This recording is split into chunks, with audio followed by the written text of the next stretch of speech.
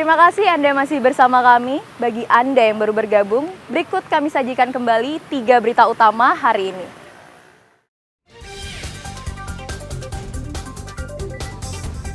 Polisi masih menyelidiki kepastian penyebab kematian mantan Bupati Jembrana, Ide Bagus Ardana dan istrinya di Denpasar.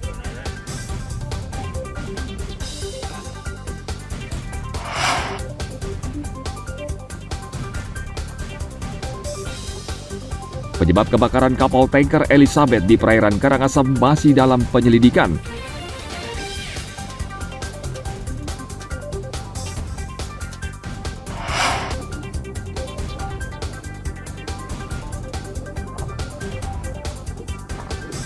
Simulasi bencana alam digelar di wilayah pesisir Jembrana.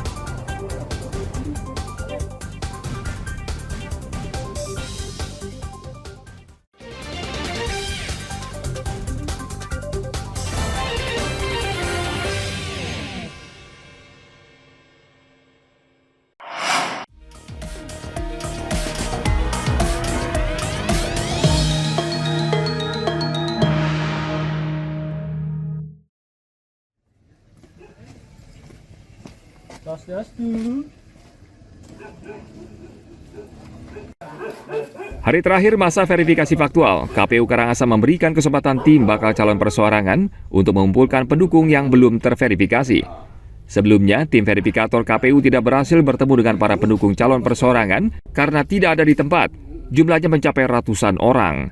KPU menetapkan Sabtu 10 Agustus merupakan hari terakhir verifikasi faktual tahap kedua. Jika tim calon perseorangan tidak bisa melakukannya, KPU memberikan alternatif dengan menghubungi para pendukung melalui panggilan video disaksikan petugas verifikator.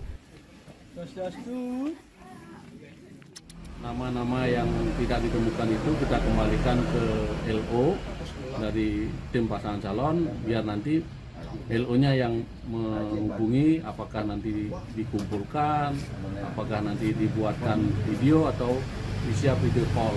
Itu langkah-langkah yang bisa kita lakukan dalam verifikasi faktual. Berdasarkan peraturan KPU, untuk bisa lolos menjadi calon bupati, wakil bupati dari jalur perseorangan, pasangan bakal calon perseorangan yakni Iwayan Karisubali dan Iketut Putra Ismaya Jaya harus memenuhi syarat dukungan mencapai sekitar 33.000 dukungan. Jika kurang, maka pasangan tersebut secara otomatis gugur. Tim Liputan melaporkan dari Kabupaten Karangasem.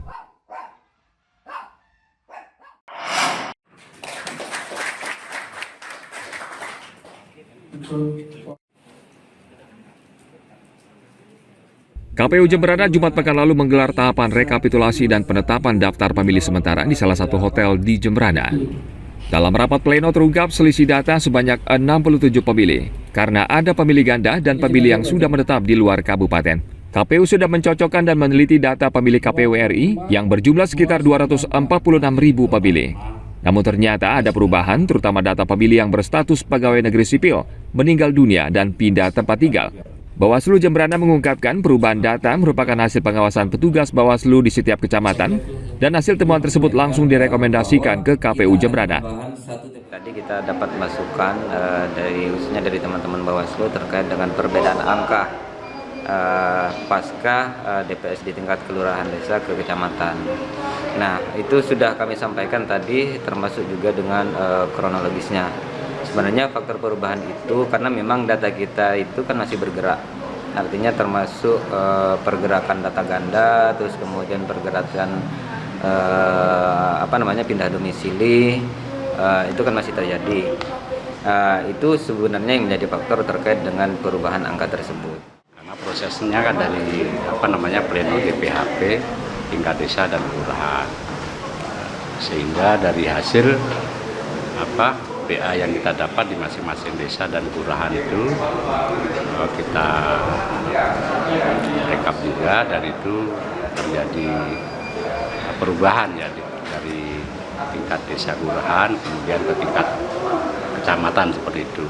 Tentu ini kita sampaikan dan kita mohon penjelasan kepada KPU apa yang menyebabkan itu terjadi perubahan data itu seperti itu. Dari data DP4 tercatat ada sekitar 246.000 pemilih. Setelah verifikasi ulang, jumlah pemilih di Kabupaten Jembrana berkurang menjadi sekitar 245.000 dan ditambah 5 pemilih di Kecamatan Melaya. Tim Liputan melaporkan dari Kabupaten Jembrana.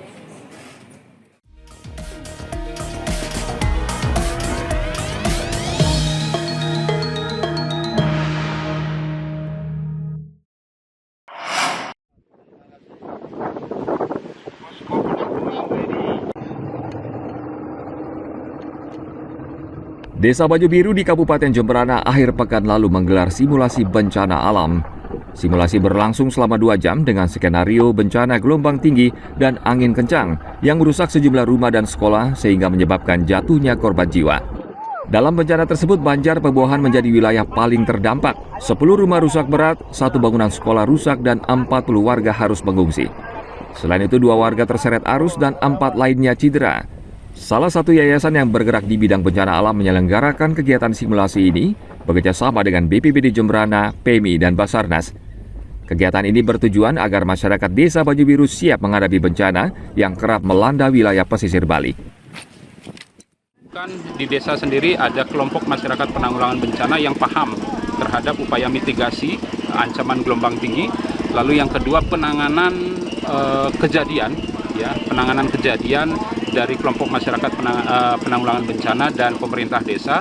Lalu koordinasi yang semakin harmonis antara pemerintah desa dan semakin meningkat kapasitasnya dalam hal koordinasi dan pelibatan unsur-unsur untuk bisa memberikan upaya dukungan pada upaya mitigasi yang dilakukan oleh desa apabila bencana itu terjadi. Pertama, kami sudah bisa membentuk kelompok masyarakat penanggulangan bencana. Jadi sudah ada kepengurusan.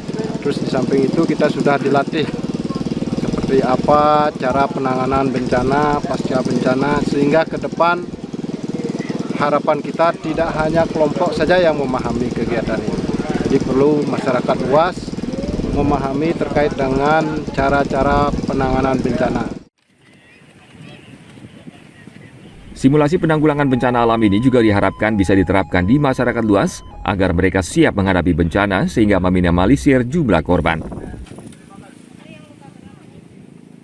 Tim Liputan melaporkan dari Kabupaten Jembrana. Informasi tadi mengakhiri berita Bali hari ini. Mewakili rekan-rekan yang bertugas hari ini, saya Bavani Nafaratri mengucapkan terima kasih atas kebersamaan Anda.